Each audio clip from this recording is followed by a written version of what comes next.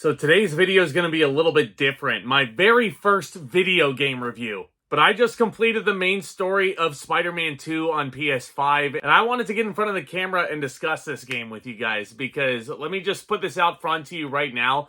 This is one of the greatest games I have ever played in my life. And as a massive fan of Spider-Man, and as someone who loves the first two installments, both the first Spider-Man from 2018, Spider-Man Miles Morales, even though it was a tad bit shorter than I wanted it to be. As a big Spider-Man fan, this game made me so incredibly happy. So in this installment, you get to play as both Peter Parker and Miles Morales, who both struggle to navigate the next steps in their personal lives while combating several new threats. This includes a private militia led by Kraven the Hunter, who transforms New York City into a hunting ground for superpowered individuals, heroes and villains alike. No one is exempt. And of course, as you see in the trailer, the extraterrestrial Venom symbiote, which bonds itself to Parker and negatively influences him, threatening to destroy his personal relationships with MJ, his best friend Harry Osborn. And the game really does build upon what the predecessors did so well. The combat in this game is so freaking fluid, as it was in both other games. I think once you get used to the parrying system, which is a little bit confusing at first, then you can really start to have fun reversing all these brutes that are coming after you.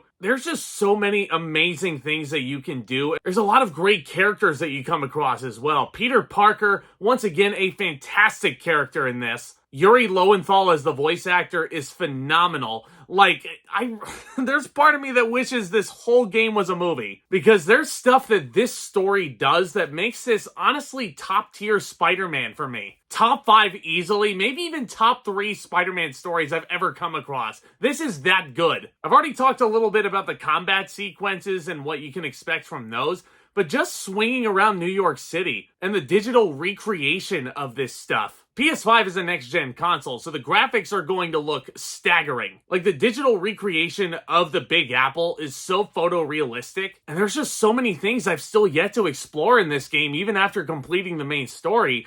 It's like you don't know where to start. I don't want to say it's overwhelming, but it's exciting. It's exciting when you come across a special game like this, where even after you finish the story, you finish the main thing that you bought the game for, they still give you so much to do. Some of my favorite things to do are just swing around New York City and collect all these little artifacts and fight all these enemies. Like, I love the fact that Venom has these little symbiote minions, and the fact that they're building symbiote nests all throughout New York City. Like, that's just so freaking cool, man. And putting Peter in the anti-Venom suit and the combat that you get with the anti-Venom abilities for both him and Miles, there's just something so satisfying and cathartic about that. Some of my favorite missions were going to collect Flint Marko's memories. Yes, Flint Marko / Sandman appears in this as the tutorial boss. He's got the Kingpin role from Spider-Man 1. And even though you're just learning how to play the game, the Sandman does not make it easy on you. And then as you navigate the main story and as you navigate the city, you can go and collect these little sand crystals and fight a bunch of Marko's old minions. And that's a really sad backstory that's revealed as you unlock all these crystals. I will say there are a few groups of collectibles that are catered only to one character. Like the character of Mysterio, for example, can only be encountered if you're playing as Miles. Certain missions can only be achieved if you're Peter, and so on and so forth. You even get a couple of missions as Mary Jane Watson, who I think just might be the best iteration of Mary Jane Watson that's out there. These Mary Jane missions I feel like are a lot more fun than the original game, because in addition to the stealth that you practice with her in the first game, you also get a fucking stun gun. This MJ's a badass, man. There's just so much to freaking unpack about this game and so many things to unlock and encounter. It always feels like you're coming across something new every single time you turn it on. And one of my personal favorite things was getting to unlock a lot of the suits. Yes, you can dress Miles up in the Across the Spider-Verse suit, and they actually do switch up the frame rate when you're swinging around in that suit to look like the animated movies, and that's a really cool detail. And yes, in case you're wondering, the Raimi suit does look amazing. The No Way Home suits look amazing. I actually played mostly in the Amazing Spider-Man 2 suit, because that is still, like, hot take, one of, if not my favorite Spider-Man suit from the movies. My God, there's just so many things about this that make you feel like a little kid again. Spider-Man 3 is definitely not my favorite of the Raimi trilogy, but getting to see stories of the Sandman and Venom, which we'll talk about for sure, to see those get proper attention and such emotional gravitas that you didn't really feel in 2007, all the while you can actually dress up your Peter Parker in the black symbiote suit from 2007, that is just, I mean, this game is something else, man. Now yes, let's talk about Venom, shall we? Honestly, this is the, bar none, like, no questions asked, this is the best Venom story that I have ever seen in movies, in games, in anything entertainment. This is my favorite Venom story. And this is a heavy spoiler for the rest of the game. I do not care that Harry Osborn is Venom. I do not care that Eddie Brock does not appear in this game. And let me tell you why. Harry Osborn, much like he does in the Mark Webb movies, has a terminal illness. And when the symbiote actually chooses him, it makes him feel all the more powerful, and him and Venom become one in and amongst itself. And it's all the more emotional and tragic when you see your childhood best friend get infected like that. Not just infected, but brainwashed by this alien thing. And when you actually do see Venom tearing shit up and breaking people's backs and eating people, man, does he look awesome. He is your final boss, however, and I will say a lot of the boss levels are very tough.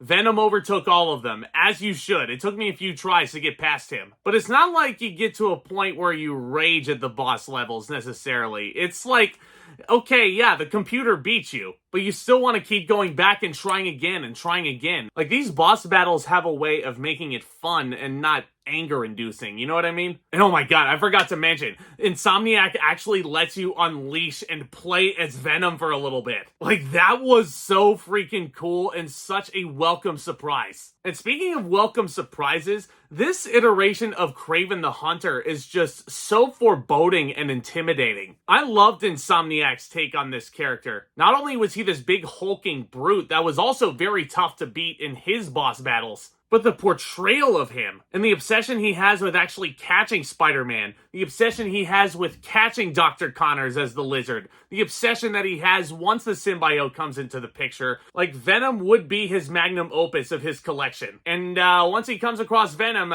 Kraven is no match for him. Oh my god, I was so blown away by their excellent portrayal of Kraven the Hunter, and with all these characters. The story was entertaining, you had your funny moments, it literally has everything you love about Spider-Man. And I gotta tell you, with the Harry Osborn / Venom storyline, it definitely has those emotional gut punches. There is a boss battle where Miles has to fight the symbiote off of Peter. That tore my friend Tomas apart. I'll tell you what, the boss battle that tore me apart the most is when the symbiote affects MJ for a little while and she turns into Scream. Not only does she look freaking terrifying as all hell, but the dialogue that Peter has while you're fighting her to try and get MJ to fight out of this thing. And the catharsis once you actually do get the symbiote off of her. Oh, it's just so good, guys. Like, I loved that original Spider-Man game. I thought it was so freaking fun in its own right. And how this game eventually wraps up makes so much sense, not just for the story itself, but also for the future. Because I think we're getting a third one to complete the trilogy. And once Insomniac decides to put that out after they're done with Wolverine, which I will be playing once that comes out, just mark my words on that. I want to play Wolverine. But once they decide to come out with a Spider-Man 3, I am buying that day one. This built on everything I loved about the first game and everything that I love about the Spider-Man character, and it just creates this gigantic love letter that makes you feel like a little boy again. In case you're wondering if you're into video games, I highly recommend this one if you have the PS5. I'm going to give Spider-Man 2 an A+. It just makes me so mad, you know? Like, movies cannot get a Venom story correct, and it has to take a video game under the same developer to actually get Venom right. Makes me scared what Kraven the Hunter is gonna look like when Aaron Taylor Johnson takes that part. But let me know what you thought of this game down in the comments if you guys played it. What was your favorite mission from it? What was the toughest boss fight for you? And I love discussing all new things in movies, entertainment, video games, everything of the sort. This is a great community for you guys to become a part of. So do consider subscribing today and tap on that thumbs up as well. If you love all things Spider-Man as well, I've reviewed every single Spider-Man movie on the channel. I've ranked them all with my good friend Jacob Hubbard. So if you want to see more from me, definitely don't miss another upload. Stay tuned. Y'all are the best. Go play Spider-Man 2. Like, drop everything you're doing. Like, go play it. And with all that being said, guys, commence that back talk.